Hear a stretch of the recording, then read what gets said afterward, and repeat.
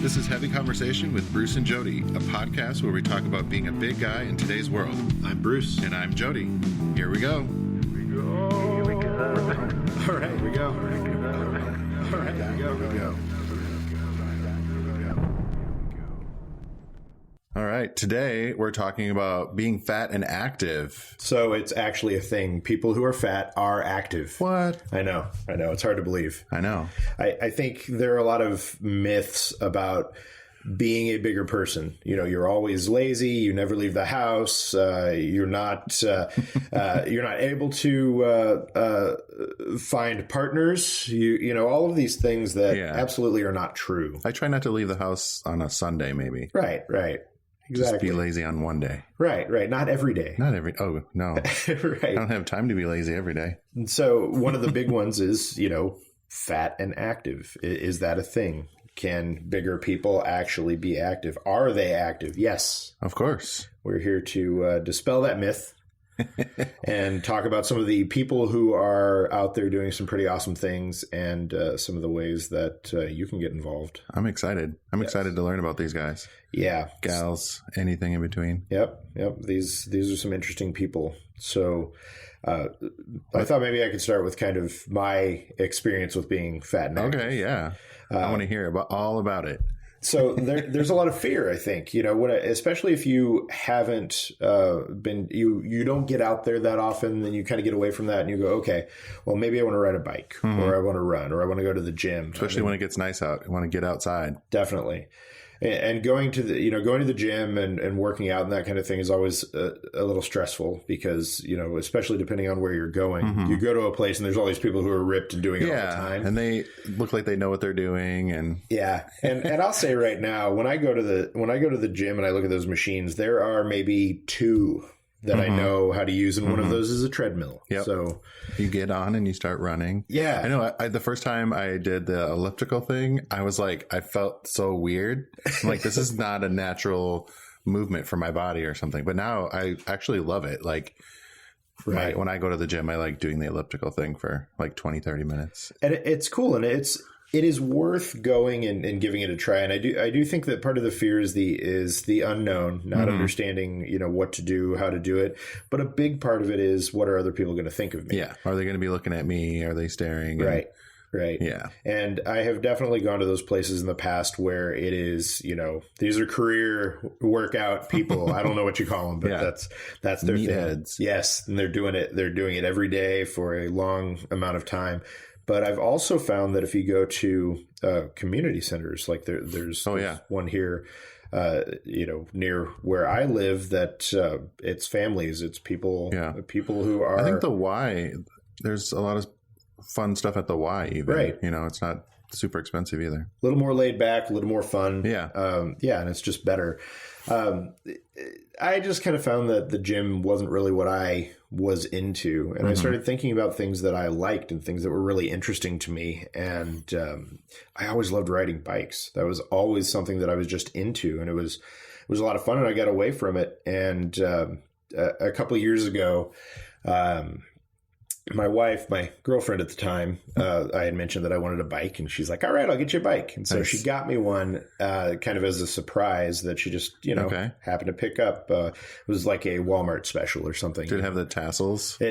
Sadly, it did not. In my head, it has tassels. I like that. Oh, well, we can go with that. So it was, it was a cruiser. And I like those. Yeah. It's like the beach cruiser kind of thing. No speeds, just a thing you get on and go. Yeah. And I was excited about it, and I took it out, and I got out of my house and got on it, and I'm riding down the block, and it was like the most difficult, horrifying experience of my life. And I'm riding, and it won't go very fast. And I get around the block, and I'm just pushing, and I'm like, seriously, why is this killing me so much? I start to come back around, and I'm doing one block, and I'm like, okay, this is not going to work. Yeah. Riding a bike is not for me, obviously. I'm done. Yeah, that ship has sailed. So I'm riding along, and this other dude comes riding up on his bike, and he's like, hey, your tires are flat. And I look down, and my tires are just like totally flat. So I stop, and I jump off. The tires go back up. It wasn't a bike that was built to hold somebody of my size. So I walked the bike home, put it in and I was done with it. And it was basically like, okay, that was Never my doing that experience. again. Yeah. Yeah. So, a few years after that, I started Chubster and started thinking more about that. Where can you find bikes for bigger guys, Yeah. for bigger people in general? And started looking into it and found that there are options out there. Okay. I knew that there were like different ones for different heights, Right. like whatever, like you could get adjustments. I didn't know you could get specific ones for like heavier weight. So they actually have names. They have classifications for Okay. bigger people who ride bikes. Okay. So for women, they call them Athenas. Oh. And for men, they call them Clydesdales. Oh. I I was like, ooh, a Greek god? What? yeah. Zeus, maybe? Or I mean, I guess it's Clydesdales are majestic. better And, than a Shetland pony. I guess. So it's so they make bikes for bigger riders, but the thing is, it's the weight limits are always things that they're kind of tricky. It's difficult to know if something's going to hold you, and there are a lot of problems and a lot of things you have to be really aware of with a bike, and you can't just ride it and go and be done. It really comes back to if you're going to ride, you have to make sure that you are taking very good care of your bike. Make sure the maintenance is huge. Yeah. So. There are bikes out there, and I rode a mountain bike. I don't know, probably a year ago, and I was like, it's holding me. This is working. And I mean, I was riding around my neighborhood and I couldn't believe it. And it was amazing. And it was not the horrible experience that I had before. So knowing that really made me dive into it, realize, okay, this is something you can do. So it was kind of a revelation for me to realize that was something that was out there. And I was able to dig in and found that there are actually people who are making bikes that are made to hold more weight, and bikes that are made for bigger people. So that made a big difference. Well, I guess I didn't even really realize that they did that. I don't even know how many years ago, I did one of those like bike sharing, or like the city has those bikes that are out. Yes. I tried to do that for a while. That was kind of fun for little short trips around, or like down to the lake in Minneapolis. I would take them from like kind of downtown into uptown, whatever. Go around the lake and cruise around and come back. That was always fun in the summertime to do that. But I didn't actually have a bike because, I was like, I don't know which bike to get. But that was kind of fun just to do that. Bike sharing is a cool way to do it. And those bikes really are. They were good for me. Yeah. Here in Portland, we have bike sharing, and it is, it's sponsored by Nike. And so. Oh, those orange ones. It's called, I think, Bike Town. Bike Town. It's sponsored by Nike, so to me it looks like Bikey Town. Bikey Town. Okay. Who knows? But I did try the bike sharing before I had my own bike, and the day that I decided to try it was the Naked Bike Ride. Oh, they. That's fun. If you're going to put a little extra something for your bike ride, put a ride, bike to the test. I mean, what better way? Why not just? I don't know. I was going to say something inappropriate. The real test. Yeah. They balls to the seat. I was going to say balls to the wall, but I was like balls to the seat. Balls to the. I don't know that would be. I know. I don't think that'd be good. They did provide seat covers for every Bike Town bike across the Portland area that day. So that it was helpful. But I digress. The important part about that is that the bike itself was great. I mean, I rode 7 miles and it held up. Yeah. Nice. Yep. So have to check that out, or at least the bike sharing thing. Yeah. About the naked part. Yeah. Right. Whatever. Yeah. And like I said, there are companies that are making bikes for bigger people. Zeiss Bikes it's ZIZE, I believe. What about those ones that have the little like assisting or pet like a motor? The motor, something? yeah. So are those because I've seen those buzzing around, and I'm like, wait, that guy's not even really pedaling, right? And there are a lot of e-bikes out there now, and there are some that are really good and really made for for moving cargo, for holding more weight. And, maybe that's an option too, to kind of absolutely assist you a little bit until you kind of get your muscles up to where they need to be. That's a huge thing because, or going up hills. There's lots of hills around here. Definitely. I actually got to test one out, and there's a park on a mountain here, Mount Tabor Park, and it's a huge hill. And looking at that, it's not something that I ever would have tried to ride up myself. And I was able to test out an e-bike, and you pedal along with them, so it assists you. Yeah, it's not like completely powering you, right? Like a motorcycle. Yeah. So you're pedaling along, and I was able to go to the top 3 times, which getting halfway up there the first time would have killed me. Even with me riding a bike semi-regularly now, there's no way I could have made it up. Yeah. I was able to do it. And that makes it fun too. Like you can keep up with your friends or your family and bike around for a while. It lets you do it at your own pace and kind of realize that, hey, you can do this and you can work at it at, whatever speed you want. And that's awesome. Yeah. Knowing that there's something like that. Yeah, that sounds fun. Maybe I need to get my butt back on a bike a little bit this summer, I think. Yes. Check out the Bike Town or whatever that is. Definitely. So if you aren't into bikes, there are other things that you can do and other things that other bigger people are doing right now. They're actually getting out there.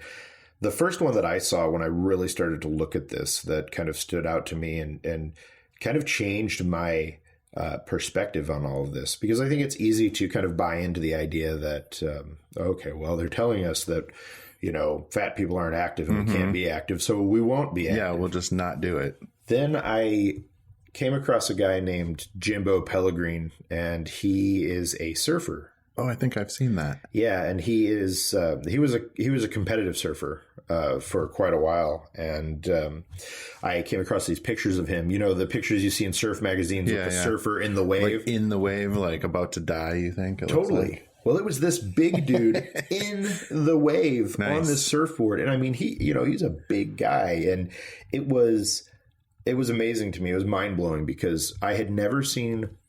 Number one, I had never seen a big person portrayed in a positive way doing something that was that's active. awesome.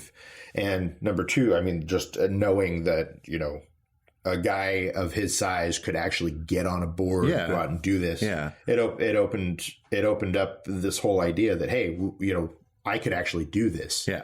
So, if I had the balance, I could do that. Right. With much practice. I do a flip in the swimming pool and I get vertigo now. So it's like, I probably have to work up to something like that. Yeah. But knowing that people are doing that, I mean, that's huge, and it makes such a difference. It is just a matter of, kind of getting out there or meeting other people and getting together with other people. Well, like you were saying, like finding. It doesn't have to be the gym. Find something that you really enjoy doing. Yeah. And just get out there and do it. That's the whole point is you want to enjoy it, and it shouldn't be work. Like that's the point of it. And the idea is not for it to be something that you hate doing. Yeah. Because you're not going to do it regularly. You'll go for the first month or so and then, and then you're done. Yeah. And then you're done. Yeah. I love going for walks and hikes. Like that's my favorite thing. I love kind of being in the city again and being able to walk to things and, go check out the new city and walk around and interact with people and say, hey, and whatever. Like, I love doing that. I love the idea of hiking. I think I'm always worried that I'm not going to be able to do long hikes, that I'm going to be like, it's going to just kill me. Yeah. But it seems like it's one of those things where if you go, you take your time, go at your own pace. Yeah. You don't have to go. You're not like, it's not the destination all the time. It's just the journey of like getting out there, enjoying being in nature and checking things out. And definitely. Yeah. Yeah. Go as far as you want to. And you don't have to, you could, I'm about done. I'm going to turn around right here. Right. I don't need to go to whatever turnaround spot or the complete thing. And there are groups that are really getting into hiking specifically that are making it a lot easier for bigger people or people of different abilities to be able to go out there and do that. And my friend Ginny Brusso has a group called Unlikely Hikers. And is that like the queer? Does she do the queer one too? Okay. She does, yeah. I think I saw something about that. There's all kinds of different ones across the country. I saw they're popping up. Yeah. And I met her randomly as last year we we both did, we did a photo shoot for Columbia Sportswear, and we did this thing out in the middle of nowhere where it was hiking. And, we got out there, and she was the women's plus size model, and I was the men's. Nice. And, we just hit it off, and she's really awesome. I think it's cool to see people seeing those gaps in things, seeing that there are things that they love that they want to offer to, they want to help other people get into. Mm-hmm.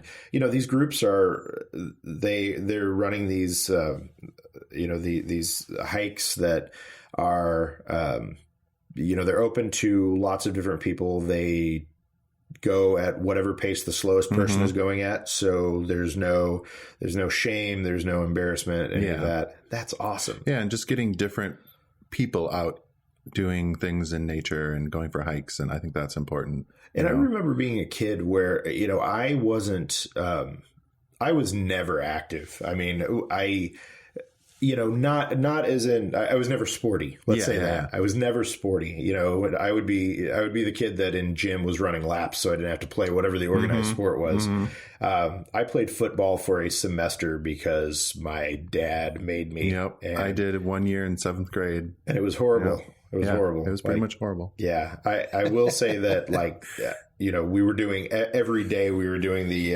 workouts in the morning, and I mean, it was 15, of course. So mm-hmm. I felt like I had so much power. Yeah. But as soon as I realized that I totally hated football and didn't understand it, mm-hmm. I was done. Yeah. So we were like undefeated in my 7th grade class, whatever. I mean, that's a big deal. Right. We won every game. And I'm like, why are you yelling at us so much? We just mm-hmm. won. Like, I don't get this. Yeah. We should be celebrating the fact that we won. But it's always like, it is. It is. Do something right. And I'm like, okay. It's like that mentality and all of that. Just, it doesn't appeal to a lot of people. Mm-hmm. So, I enjoyed running around and trying to figure out things. But yeah, I felt like after that experience that, sports or being active wasn't for me, because you had to be a certain kind of person. In my mind, you had mm-hmm. to be a certain kind of person to be able to do those things. And, I wasn't that kind of person. I didn't want that. And I didn't understand that for a long time. I really didn't get that until a few years ago when I realized that I could do these things and I could enjoy it. And it didn't have to be something that either I was nervous about mm-hmm. doing because I felt like somebody was going to make fun of me or because I didn't understand it. I realized that doesn't matter. Yeah. It doesn't have to be that like traditional activities, right? Like you said, like going to the gym or sports. It can be, like I said, I love going for walks or whatever, or swimming. I enjoy swimming. Totally. I like doing that. That's pretty easy. It is. And there's so many of those things that you can do that are, that are options. And if there's something that you want to try, you should definitely try it. And, you can almost always find a group or find people who are like-minded or, even plus size groups for whatever mm-hmm. that are willing to do these things with you. Yeah. And I also want to say that it's not about being active isn't about necessarily losing weight. That's not, it's about feeling good about yourself, getting out there and being active. Right. Like regardless of you're trying to lose weight, I don't care about that. Right. Getting out there and going for a mile hike or a couple miles, like you just feel so good afterwards. I do. Like it does. You like recharge, reconnect, and you get those endorphins and those hormones pumping, and it does make you feel good. And that's the thing. Yeah, it's not about losing weight. It's not about trying to look a certain way or whatever. Mm-hmm. It's about doing something and having that experience and feeling good about what you're doing and enjoying it. Yeah. Yeah. So I'm totally with you. I think, just knowing that those things aren't off limits to you and that they don't have to be about what society in mm-hmm. many cases says, Yeah. And even if you can't find a group, maybe starting one, right? Get a couple of your buddies together and say, hey, we're going to bike down to this thing, or we're going to take this hike, or go skateboard, or whatever it is, or surfing. I know surfing. I'm scared of the ocean, so I don't know that surfing is my thing. But I am too. I'm scared of the ocean too, but that's why I really want to do it. Right. Okay. Yeah. Like I am, So we're doing this video series for Chubster called Life in Your Size, and it is basically taking on a lot of these myths and these things that you always hear that fat people aren't doing or can't do. Yeah. And, you know, riding a bike, hiking, surfing, yoga. I did yoga. Oh, I mean, we were there. did yoga. You were there. That was fun.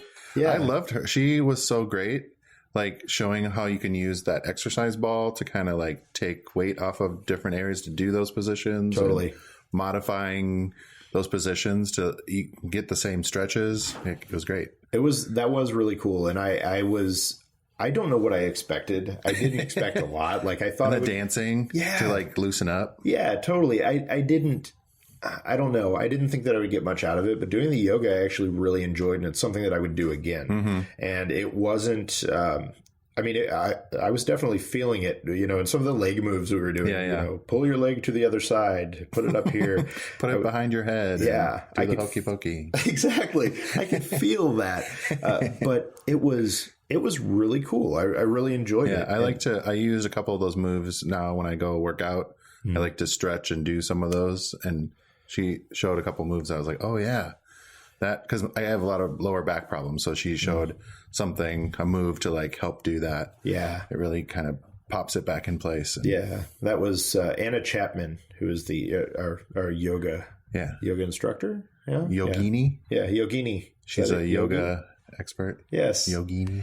So she was awesome. She really, she made it something that was accessible. And I think more and more people are doing that. They're just taking these popping things.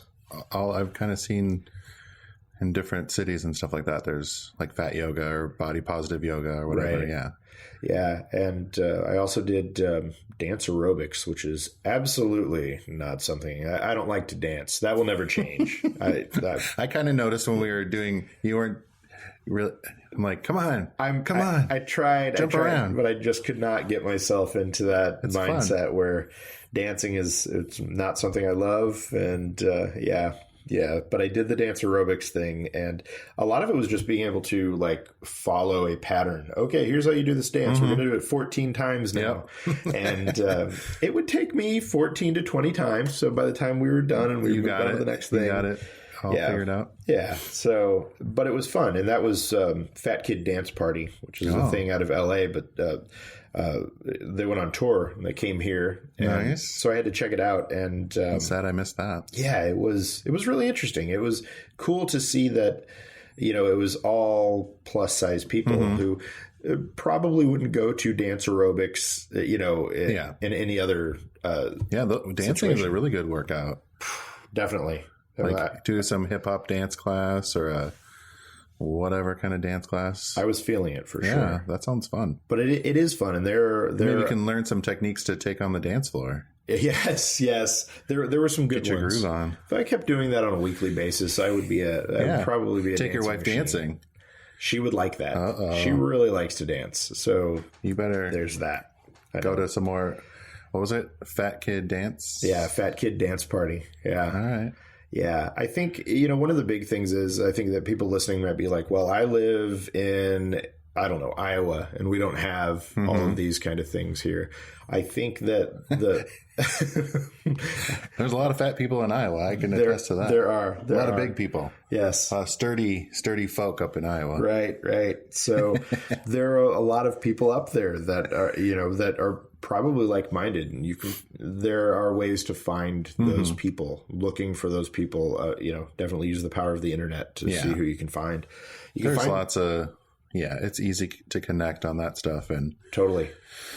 Sometimes, you do have to be the one that's like, I want to do this. So let's get a couple people together and do it. Right. Like go to your community center, like you said, and they have space that you can use or rent out or however that works, and get your dance class going or your step class or your whatever you want to do. That's the key, really. I mean, right there, you said it is, you know, if you're not finding people and you don't see this thing that you want, do it yourself. There are people that are in the same boat that you are that are like, I want to do this, but I don't see it, so I'm just going to not do it. Right. As soon as you take that step, that scary step, yeah, sometimes there will be a bunch of people like, oh my God, that looks awesome. I want to do that. I've been waiting for someone to do this. Right. Yeah. Now I want to go ride my bike. I feel like... I think I might... I don't have a bike, but I'll go get a rideshare bike maybe. Yes. Today sounds like a good day for that. It does. I need to eat lunch first. Yeah. Or maybe go ride a bike to get lunch. That's not a bad idea. We should do that. I think I want to do that. Perfect. All right. Woo! All right. We've solved another problem here. You're welcome, everyone. So get out there and do something that you love. Don't be scared of it. Absolutely. I'm excited to go for a bike ride today. Yes. All right. Thanks, guys. Thanks. Thanks for listening to Heavy Conversation. Be sure to like and subscribe on iTunes or wherever you get your podcasts.